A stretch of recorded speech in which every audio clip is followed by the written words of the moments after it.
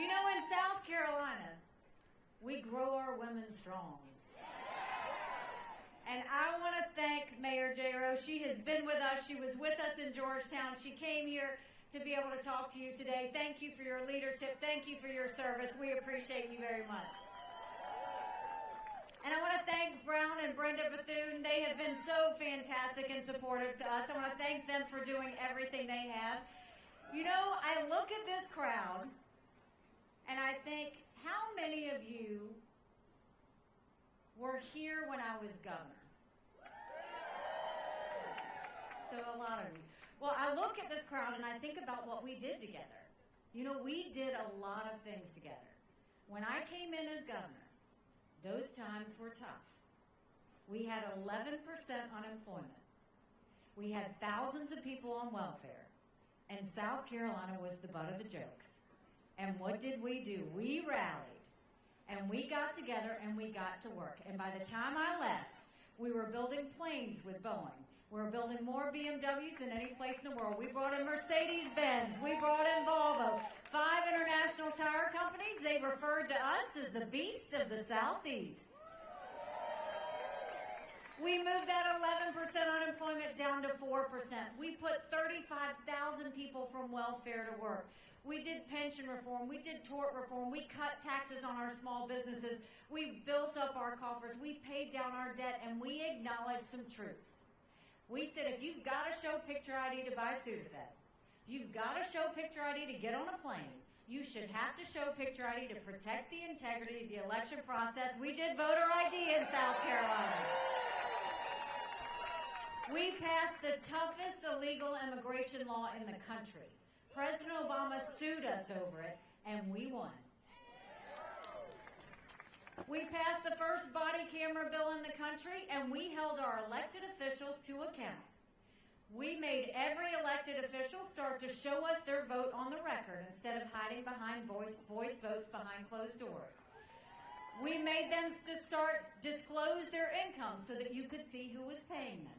We vetoed $500 million of their pet projects because that's not how your money needed to be spent. And by the time I left, we were named the friendliest state in the country, the one I love, the most patriotic state in the country. And don't blame me for this one, but we were named the number 2 state in the country people were moving to.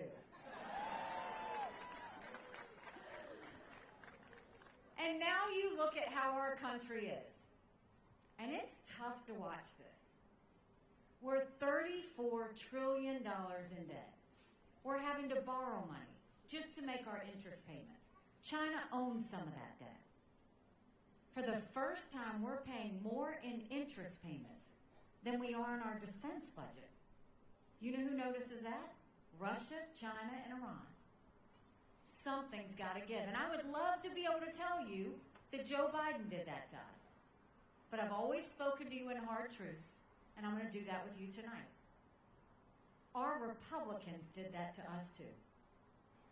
You look, Donald Trump put us $8 trillion in debt in just 4 years. He claims that was COVID. That was less than 20% of what that was.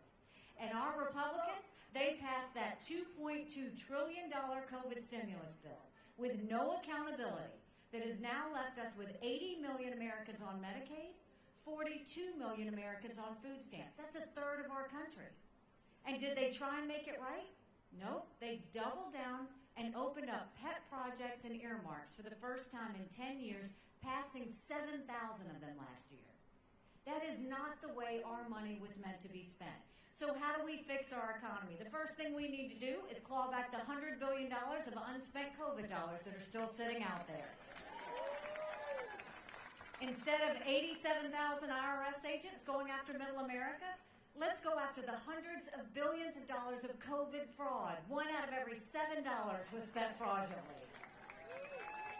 If 8% of our budget is interest, quit borrowing. Cut up the credit cards. You have to balance a budget every day. I had to balance a budget as governor. Why is Congress the only group that refuses to balance a budget? We'll stop their spending. We'll stop their borrowing. We'll eliminate their pet projects. And I will veto any spending bill that doesn't take us back to pre-COVID levels. That will save us trillions. And then we're going to take as many federal programs as we can and send them down to the state level. That will dramatically reduce the size of the federal government, but it will empower people on the ground. Think education, think healthcare, think welfare, think mental health. If we cut those strings and send those resources down and people on the ground decide how they're spent, that's so much better than Washington bureaucrats spending that. We need an accountant in the White House. That's exactly right. You know, and then we want to go and open up the middle class. The rich are getting richer and the poor are getting poorer. That's why we're going to cut taxes on the middle class and simplify the brackets. We're going to eliminate the federal gas and diesel tax in this country. And we're going to make small business tax cuts permanent. They made them temporary. We need to make them permanent. Small businesses are the heartbeat of our economy. It is time we start acting like it. And speaking of Congress and what they do, Congress has one job, and that's to make sure they give us a budget on time. Congress has only given us a budget on time 4 times in 40 years. 4 times in 40 years. You know what I say about that? When I'm president, you don't get us a budget on time, you don't get paid. Period. Don't you think it's finally time we had term limits in Washington, D.C.? Don't you think we need to have mental competency tests for anyone over the age of 75? Now, I want to be clear. I'm not being disrespectful when I say that. We all know people over 75 that can run circles around us. And then we know Joe Biden. Congress is now the most privileged nursing home in the country. It's true. And we can't play with this. These are people making decisions on our national security. These are people making decisions on the future of our economy. We need to know they're at the top of their game. And then let's talk about the border. I can't believe we would allow this in the United States of America. 9 million illegal immigrants have come to that border. We've had more fentanyl cross the border last year that would kill every single American. Number 1 cause of death for adults 18 to 45, fentanyl. And don't think for a second China doesn't know what they're doing when they send it over. We need to take what we did in South Carolina and go national with it. We'll do a national E-Verify program so every business has to prove that the people they hire are in this country legally. We will defund sanctuary cities once and for all. No more safe havens in America. We'll put 25,000 Border Patrol and ICE agents on the ground and let them do their job. We will go back to the Remain in Mexico policy so that no one steps foot on U.S. soil. And instead of catch and release, we'll go to catch and deport. That is how we will fix what's happening on the border. But let's talk about what happened last week. Last week, Congress had a border bill. And if you look at that border bill, the part that was good was that it strengthened asylum laws. We have to do that. 3 million illegal immigrants came across the border under the Trump administration because our asylum laws weren't strong enough. The weak part about that bill was it didn't have Remain in Mexico. We need to have that. And it had a 5,000 person threshold. We don't even need to have a 1 person threshold. But the problem with what happened is Congress needs to get in a room and figure it out and pass a strong border bill. But Trump came in and said, don't pass anything until after the general election. We can't wait 1 more day to secure our border. Period. We can't. Congress needs to get in a room, figure it out, get us a strong bill, and Trump needs to stay out of it. Too many American lives are at risk with that. And you know, when I was growing up in Bamberg, South Carolina, My parents always taught me, you take care of those who take care of you. I'm going to ask you if we're taking care of those who take care of us. Right now in America, over 35,000 of our veterans are homeless. 1 in 3 suffers from PTSD or thoughts of suicide. We lose 22 heroes a day to suicide. If a veteran needs a doctor's appointment, on average, takes 29 days. Why 29 days? Because on the 30th day, they can go to the doctor or hospital of their choice. So midway through the 29 days, they get a call to reschedule, and the clock starts all over again. It is shameful how we treat our veterans. Now, I'm the proud wife of a combat veteran who served in Afghanistan. And when Michael came home to us, that was a lot of prayers answered. But that was the easy part.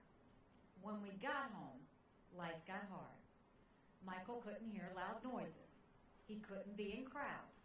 Life had passed him by for the year that he was gone, and the transition was tough. We can't just love our men and women when they're gone. We gotta love them when they come back home, too.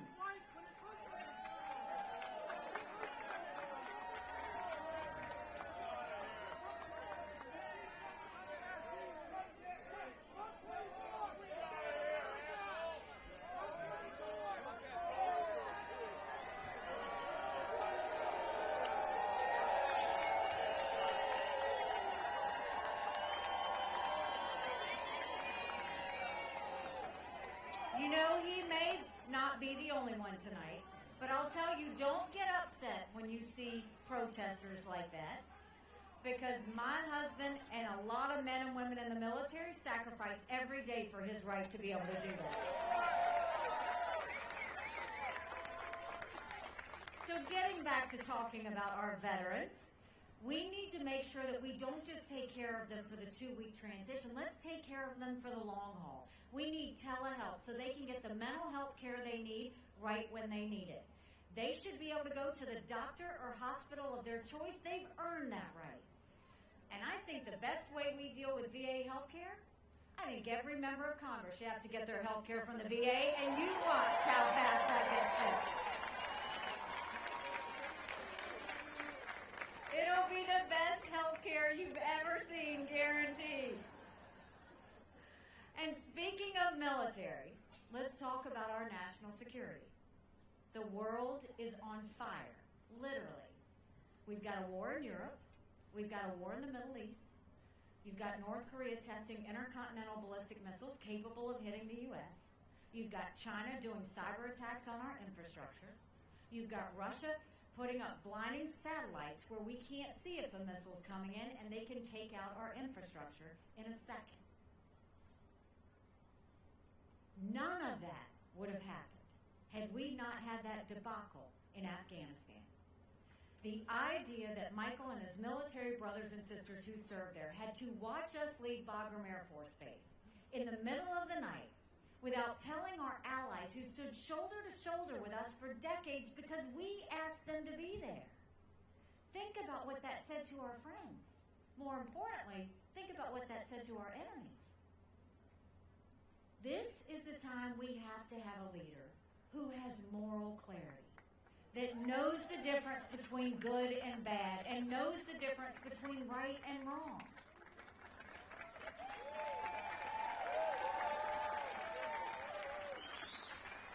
We need a leader whose total focus is to prevent war. It's always got to be about preventing war. And I see what Donald Trump said in Conway over a week ago. Think about this. He said that he would encourage Putin to invade our allies. Now think about this. Trump is siding with a thug where 500,000 people have died and been wounded because Putin invaded Ukraine. Trump is siding with a dictator who kills his political opponents. Trump is siding with a tyrant who arrests political journalists and holds them hostage.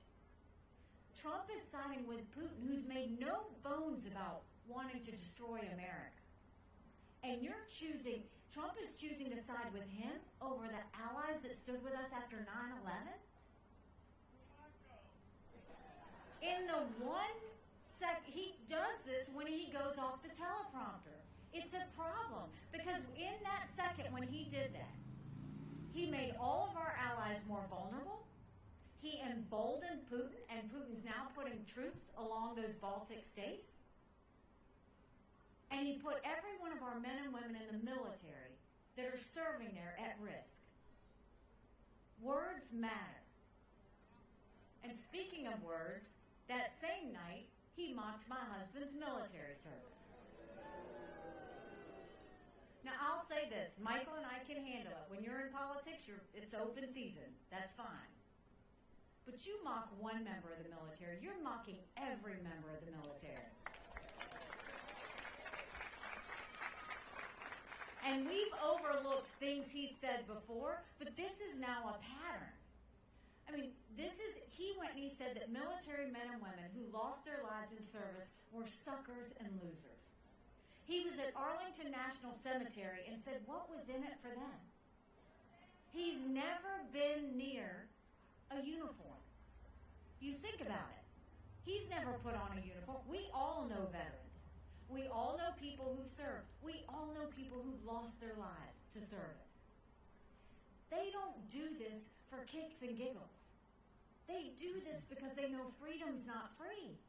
They do this because it's bigger than about themselves. And so when he does that, it's because he doesn't understand military service. And if he's never been near a uniform, and he's never understood what that kind of sacrifice means, that says a lot more about him than any member of the military.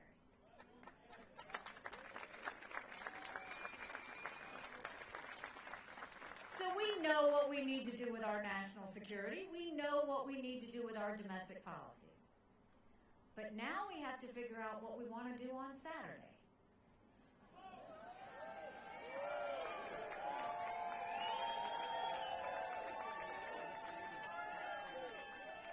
You know, I was looking at the TV the other day, and I saw a commercial that Trump was running against me, which is interesting because he says he's not worried, but he's running commercials.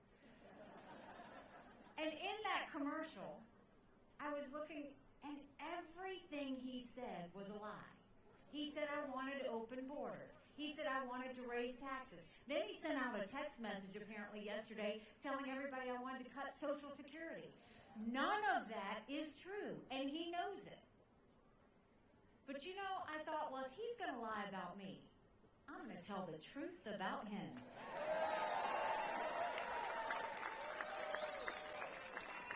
Because he needs to answer why he proposed a 25-cent per gallon gas tax increase.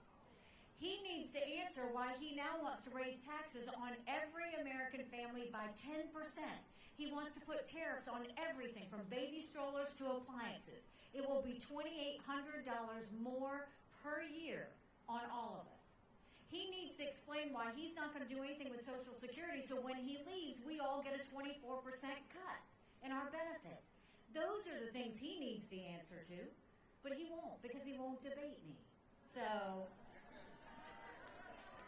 But this is the time where we need to decide, do we want more of the same, or do we want something different?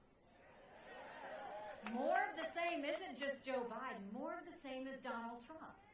And we need to listen to what Americans are also saying. 70% of Americans have said they don't want a Trump-Biden rematch. The majority of Americans disapprove of Donald Trump. The majority of Americans disapprove of Joe Biden. They are the two least liked politicians in America. And 60% of Americans have said they think Donald Trump's too old and they think Joe Biden's too old to be president. And can't we do better than two 80-year-old candidates running for president?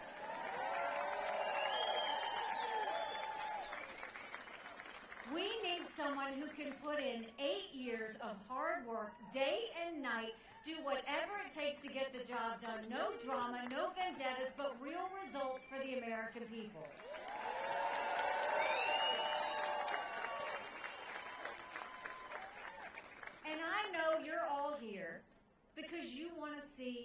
America turn in a different direction.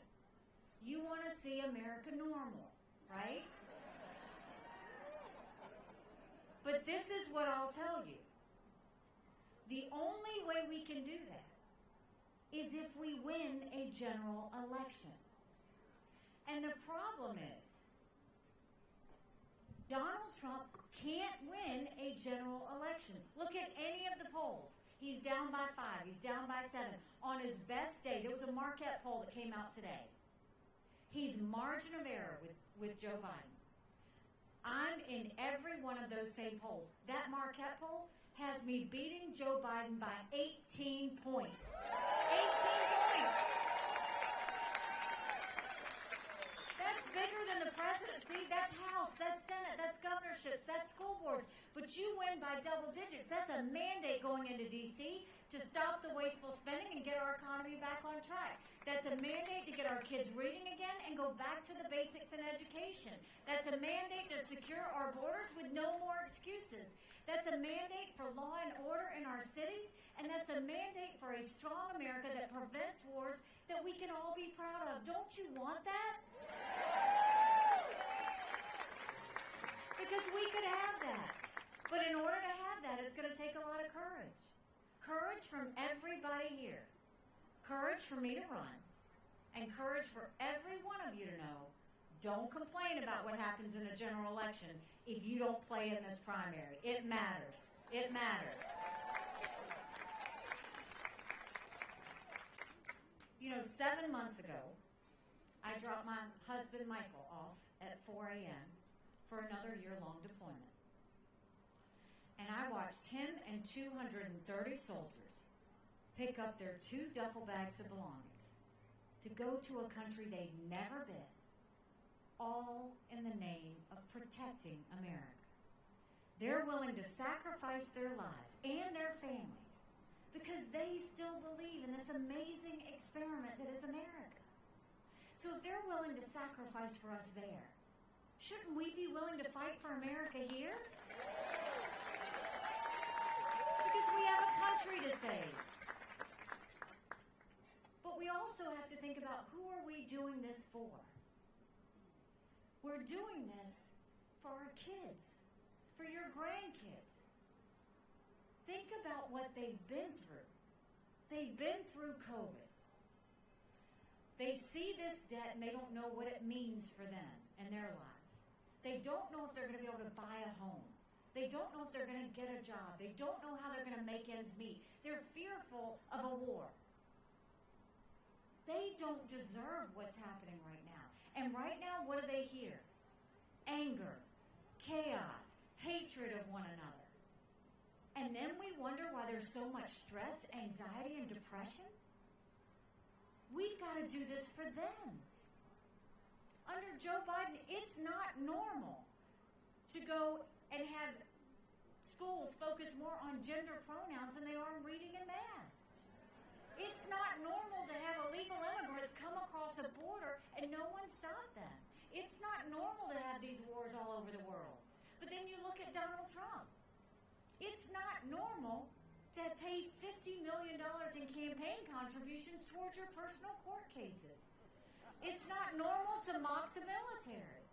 It's not normal to go and choose the side of a tyrant over our allies.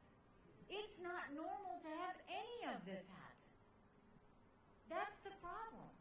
Both of these men give us chaos. And I look at this election.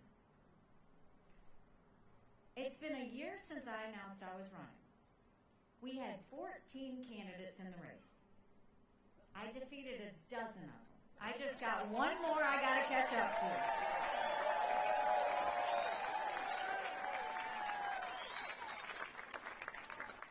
They said we wouldn't make it to Iowa, and we came within 1% of second place. Then they said on the day of New Hampshire we were down 30 points in the polls. We got 43% of the vote. But if you see what happened the night of New Hampshire, I don't know if y'all watched it. Donald Trump had a temper tantrum on stage. He was completely unhinged. All he did was talk about revenge and my dress. The next day, he said anybody that supports her is barred permanently from MAGA. Now, think about that for a second. If you're running for president, you're trying to bring people in. You're trying to get more supporters, not push people out of your club. And then the next day, he tries to get the RNC to name him the presumptive nominee after 2 states. We don't anoint kings in America. We have elections. South Carolinians deserve the right to vote, just like every other state. But the part that bothered me was whether it was, and then he lost a couple of court cases, and he was talking about being a victim.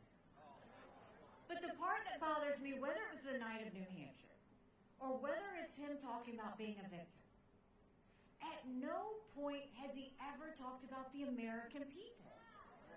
He's not talking about the fact that we're $34 trillion in debt. He's not talking about that only 31% of 8th graders in our country are proficient in reading. He's not talking about all of the influx happening on the border. He's not talking about the lawlessness in our cities. He's not talking about wars around the world.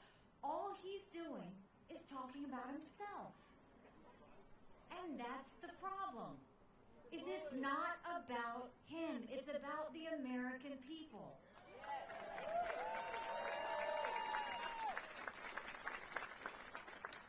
You know, when I started, I talked about all of the success stories we had together. Now I'm going to remind you of the challenges that we had. We had a lot while I was governor. We had multiple hurricanes.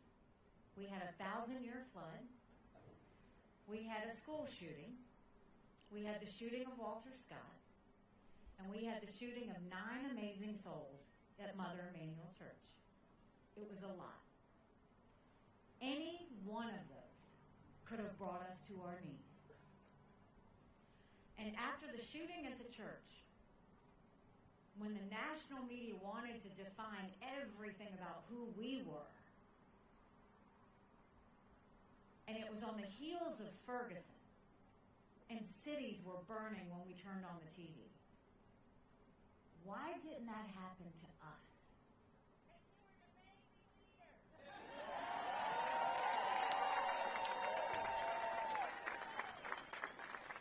We didn't have riots. We had vigils. We didn't have protest. We had prayer. The tone at the top matters.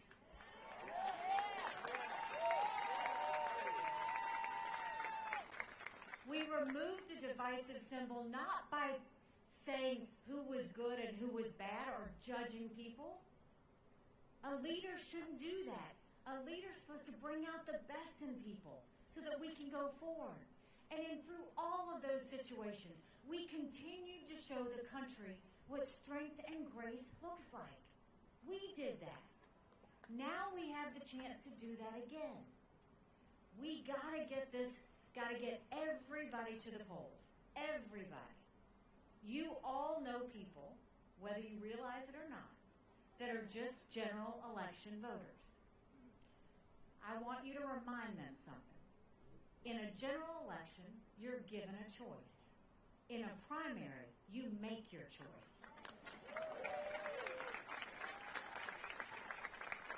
We have a chance to make our choice. So this is what I need you to do. I need you to get everybody you know to go vote on Saturday. I need you to take a yard sign, and if you can't put a yard sign in your yard, put it in the back of your car. And I need you to make sure that you let your voices be heard. Tell your friends, tell your family, email everybody, text them, all of that. This is the time South Carolina can really step up and show the direction that we want our country to go in. I believe in you. I've always trusted you.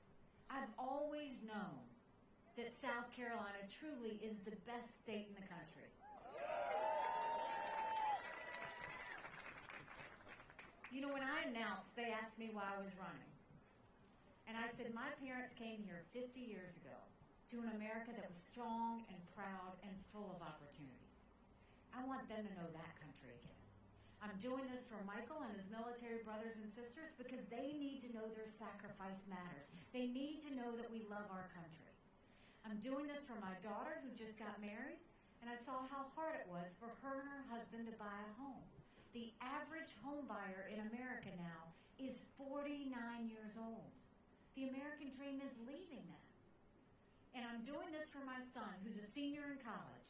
And I am tired of watching him write papers of things he doesn't believe in just to get an A. That's not us. That's not America. And for the first time, 81% of Americans don't think their kids are going to live as good of a life as we did. We can't be okay with that. I'm not okay with that. We do have a country to save. But I'll promise you this, just like I did when you elected me governor twice, if you will join with me in this movement, if you will join with me in this fight, I will spend every single day proving to you that you made a good decision. Thank you very much. God bless you.